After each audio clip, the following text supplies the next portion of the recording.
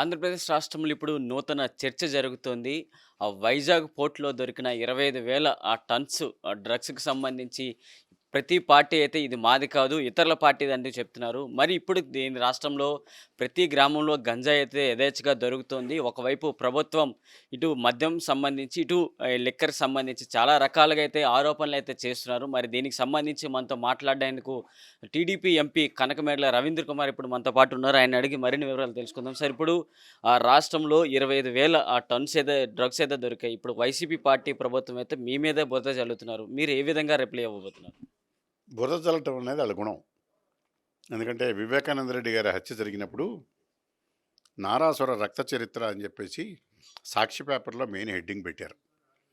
హత్య చేసింది వాళ్ళ కుటుంబ సభ్యులేనని తేలింది. సిబిఐ ఇన్వెస్టిగేషన్లో ప్రభుత్వమే వాళ్ళని కాపాడుతున్నది, నేరస్తుల్ని ప్రభుత్వమే నేరస్తులుగా కూడా ఉందనేది తెలిసింది. అలాగే జగన్మోహన్ రెడ్డి గారి అధికారంలోకి రావడానికి కోడికత్తి కేసు అనేవి పెట్టి ఒక హత్యా ప్రయత్నం ఆయన మీద జరిగిందని చెప్పి ఆరోపణ చేయించి దాన్ని అతన్ని బయటికి రానివ్వకుండా నిజం బయటకు వస్తుందని 5 ఏళ్ళు జైల్లో పెట్టించారు. ఇవన్నీ ఎలక్షన్లో ఉపయోగించుకుని అధికారంలోకి వచ్చారు. అలాగే లిక్కర్ బ్యాన్ చేస్తానని చెప్పేసి అధికారంలోకి వచ్చారు. వచ్చిన తర్వాత అదే లిక్కర్ మీద వచ్చే ఆదాయాన్ని 25 సంవత్సరాలు తాకట్టు పెట్టి 1,000 కోట్లు రుణం తీసుకున్నారు ఆర్థిక సంస్థల నుంచి. ఇవన్నీ కూడా ఆయన మడం తిప్పిన దానికి ఉదాహరణ. ఇదిలా ఉండగా విశాఖపట్నంలో 25,000 కేజీల డ్రగ్స్ దొరికినాయి ఒక కంటైనర్లో అనేది సిబిఐ కస్టమ్స్ వాళ్ళు రైడ్ చేసి పట్టుకోవడం ఇంటర్పోల్ వచ్చిన సమాచారం ఆధారంగా బయటపడింది. బయటపడినప్పుడు అటు ఎగ్జామిన్ చేస్తున్న సందర్భంగా రాష్ట్ర ప్రభుత్వ అధికారులు ఇతరులు కలిసి ఆ ఎగ్జామిన్ చేయటానికి డిలే చేశారని, అబ్స్ట్రక్ట్ చేశారనేటటువంటిది వాళ్ళ రిపోర్ట్లో కూడా చూసాం. ఇవన్నీ పత్రికల్లోనూ వచ్చింది, వాళ్ళ రిపోర్ట్లోనూ కూడా వచ్చింది. అలాగే ఈ కంటైనర్ వచ్చినటువంటిది consignee Sandhya aqua export private limited company. ఆ కంపెనీ ఎవరిదంటే కోనం వీరభద్రరావు గారు, కోనం పూర్ణచంద్రరావు గారు, వాళ్ళ ఫ్యామిలీస్. వాళ్ళు ఎవరంటే వైఎస్ఆర్సీపీ నాయకులు. వైఎస్ఆర్సీపీ వాళ్ళ నాయకులు అయి ఉండి వాళ్ళ ఈ ఫ్లెక్సీలు ఉన్నాయి. అలాగే వాళ్ళు విజయసాయిరెడ్డి గారితో దిగిన ఫోటోలు ఉన్నాయి. విజయసాయిరెడ్డి గారు వాళ్ళతో వాళ్ళ పిఎస్సి విలేజ్ పిఎస్సి ప్రెసిడెంట్గా ఉన్నారు. వీళ్ళంతా వైఎస్ఆర్సీపీ కనెక్షన్స్ ఉన్నాయని తిరుగులేని సాక్ష్యాలు కనబడుతున్నాయి. అయితే ఇక్కడ గమనించవలసినటువంటిది కోనం వీరభద్రరావు గారికి 50,000 కోట్ల విలువ కలిగినటువంటి డ్రగ్స్ని అక్కడి నుంచి ఇక్కడికి తెప్పించేటటువంటి ఆర్థిక స్తోమత ఉన్నదా లేదా అనేది కనుక మనం చూసినట్లయితే తప్పనిసరిగా దీని వెనకాల పెద్ద చేపలు ఉన్నాయని, వాళ్ళ యొక్క కుట్రతోనే ఇది జరిగిందనేటటువంటిది కనపడుతుంది. దీనికి కారణం 2022లో 31/10/22న విజయసాయి రెడ్డి గారు బ్రెజిల్ అధ్యక్షుడు ఎన్నికైన సందర్భంగా ఆయనకి అభినందనలు తెలుపుతూ ఒక ట్వీట్ పెట్టారు. ఆ బ్రెజిల్కి దీనికి కనెక్షన్ ఏమిటో మాకు అర్థం కాలేదు. ఆ కనెక్షన్ వాళ్ళు ఎక్స్ప్లెయిన్ చేయట్లేదు. అలాగే ఈ కుటుంబానికి వైఎస్ఆర్సీపీకి ఉన్న సంబంధం బయటపెట్టట్లేదు. టీడీపీ మీద పురంధేశ్వరి గారి మీద ఎదురు లింకు పెడుతున్నారు. ఈ ఆక్వా ఎక్స్పోర్ట్ కంపెనీకి పురంధేశ్వరి గారికి ఎటువంటి సంబంధము లేదు. ఉంటే డాక్యుమెంట్స్ బయట పెట్టాలి కదా, అవి కూడా బయట పెట్టే స్థితిలో లేరు.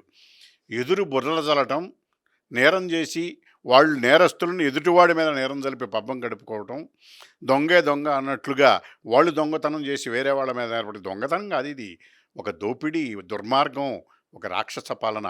వీటి మీద ఎన్ని చేస్తున్నటువంటి వాళ్ళు చేసి తెలుగుదేశం మీద నిలటం వాళ్ళకి ఆనవాయితీ, వాళ్ళ యొక్క పార్టీ సిద్ధాంతం, వాళ్ళ పార్టీ మేనిఫెస్టో.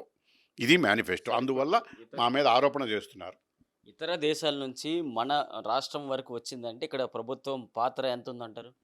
ప్రభుత్వ పాత్ర లేకుండా, లేదా ప్రభుత్వ అధికారుల్లో ఉన్నటువంటి పెద్దల పాత్ర లేకుండా విశాఖపట్నంలో కంటైనర్ రావడం అనేది జరగదు.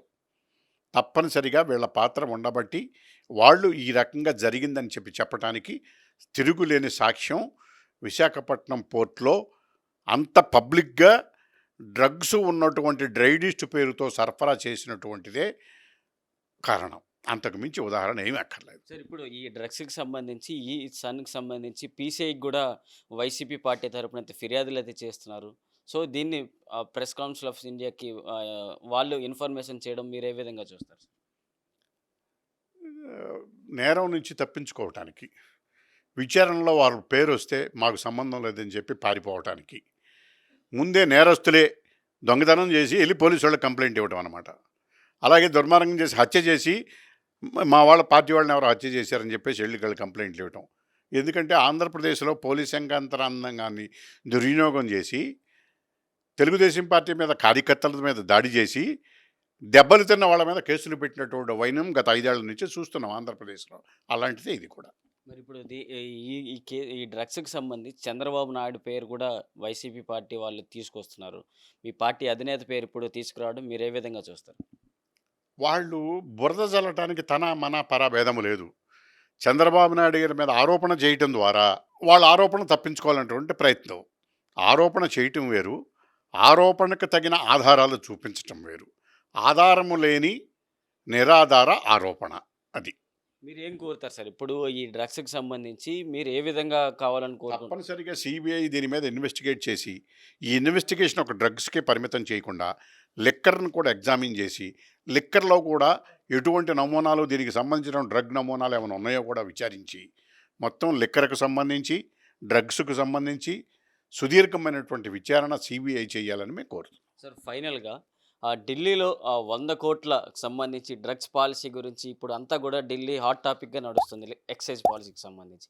ఇక రాష్ట్ర ప్రభుత్వం కూడా లిక్కర్‌కి సంబంధించి ఒక రూ. 100కి అమ్మే బాటిల్ అది 200కి చేశారు. అలాంటి రేట్లతో అమ్మే పరిస్థితి అయితే రాష్ట్రంలో గత 4, 5 ఏళ్లుగా నడుస్తుంది. మరి ఇప్పుడు వాటికి దీనికి ఏ విధంగా చూస్తారు? కంపారిజన్ గనక చూసినట్లయితే ఢిల్లీ ఉప ముఖ్యమంత్రి సిసోడియా గారు, లేదా నిన్న ముఖ్యమంత్రి గారు, లేదా కవిత గారు, అంతకుముందు వేరే ముద్దాయిలు వీళ్ళందరూ నెలల కొద్దీ జైల్లో ఉంటున్నారు. అలాంటి స్కామ్ సిబిఐ అలాంటి ఇన్వెస్టిగేషన్ ఆంధ్రప్రదేశ్ లిక్కర్ దాని మీద కనుక చేసినట్లయితే జగన్మోహన్ రెడ్డి గారు జీవితకాలం జైల్లో ఉండాల్సి వస్తుంది. ఎందుకంటే వేల కోట్ల స్కామ్ అది. ఆంధ్రప్రదేశ్లో నగదు రూపంలో లిక్కర్ వ్యాపారం చేయటం అనేటటువంటి స్కాములకి ద్వారాలు తెలవటం. ఎందుకంటే మ్యానుఫ్యాక్చరింగ్ కంపెనీలు కూడా ఆయన కిత్ అండ్ కెన్నివి అని తెలుస్తున్నది. అందుకని అట్లాంటి వాటి మీద విచారణ జరిపి సిబిఐ ఇన్వెస్టిగేషన్ చేసి ఆంధ్రప్రదేశ్ లిక్కర్ స్కామ్ కనుక బయటికి తీసుకొస్తే కొన్ని నెలలు, కొన్ని సంవత్సరాలు జగన్మోహన్ రెడ్డి గారు జైల్లో ఉండాల్సి వస్తుంది. ఢిల్లీతో పోల్చుకుంటే అది అసలు ఢిల్లీది స్కామే కాదు. ఇక్కడ ప్రతి స్కీము స్కామే. ఆంధ్రప్రదేశ్లో ఒక లిక్కరే కాదు, మొత్తం మైనింగు, శాండు అండ్ ఎవ్రీథింగ్ అన్నిట్లోనూ కూడా స్కాములు ఉన్నాయి. వీటన్నిటిపైన కేంద్ర ప్రభుత్వ సంస్థల విచారణ కనుక చేసినట్టయితే తప్పనిసరిగా జగన్మోహన్ రెడ్డి గారు, వారి మంత్రివర్గం అంతా కూడా జైల్లోనే ఉంటారు. సార్ ఫైనల్‌గా ఈ డ్రగ్స్‌కి సంబంధించి వైజాగ్‌లో దొరికింది కదా! వాటి గురించి సిబిఐ ఎంత త్వరగా విచారణ చేస్తే ఇప్పుడు ఎన్నికలకు ముందు ఇలాంటి క్లియరెన్స్ వచ్చే అవకాశాలు కోరుకుంటున్నారా? మేము అసలు ముందు ఇట్లాంటి విచారణ వెంటనే జరిపి ల్యాబ్‌కి టెస్టులకు పంపారని చెప్పి తెలిసింది. ఆ రిపోర్ట్లు వెంటనే తెప్పించుకుని దీనికి బాధ్యులపైన అందరినీ కూపీలాగి దీనికి డైరెక్ట్ పాత్రధారులు ఎవరు, దీని వెనుకున్న సూత్రధారులు ఎవరు, అంటే నేరం చేసిన వాళ్ళు, నేరానికి కుట్ర చేసినటువంటి వాళ్ళు, వాళ్ళందరినీ కూడా వెలికి తీసి ఈ ఎలక్షన్ల లోపే బయట పెట్టాలని మేము సిబిఐని కోరుతున్నాం. Thank you. ఇది రాష్ట్రంలో దొరికిన 25,000 టన్స్ డ్రగ్స్‌కి సంబంధించి సిబిఐ ఎంత త్వరగా అయితే అంత త్వరగా విచారణ జరిపి దానిపైన కూడా ఈ సూత్రధారులెవరు, పాత్రధారులెవరు కూడా క్లియరెన్స్ అయితే ఇవ్వాలి. ఎన్నికలకి ముందే ఇస్తే ఎన్నికలకి వెళ్తే బాగుందంటూ చెప్తున్నారు. మరోవైపు ఢిల్లీ లిక్కర్ పాలసీకి అలాగే రాష్ట్రంలో జరుగుతున్న ఈ మద్యం విక్రయాలకు సంబంధించి ఆంధ్రప్రదేశ్ రాష్ట్రంలో కంటే ఢిల్లీ లిక్కర్ స్కామ్ చాలా చిన్నది. ఆంధ్రప్రదేశ్‌తో పోలిస్తే అంటూ కూడా చెప్తున్నారు. మరి ఎన్నికలకు సంబంధించి కూడా ఇక ఇలాంటి అభిప్రాయాలు ఎన్నో కూడా చెప్తున్నారు. వీడియో జర్నలిస్ట్ సంజయ్ కౌశల్‌తో ప్రశాంత్, ఆంధ్రప్రభ, న్యూఢిల్లీ.